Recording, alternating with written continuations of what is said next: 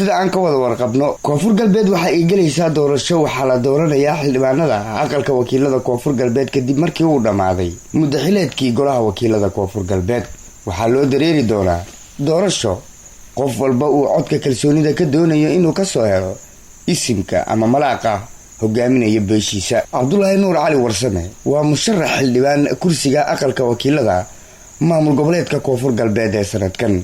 waxa uu ordayaa kursiga deegaan doorashada hoogaar maandow iyo weliba Ismaaciil ku dooro karti aqoon daacadnimo wadaniyad. Vote for him.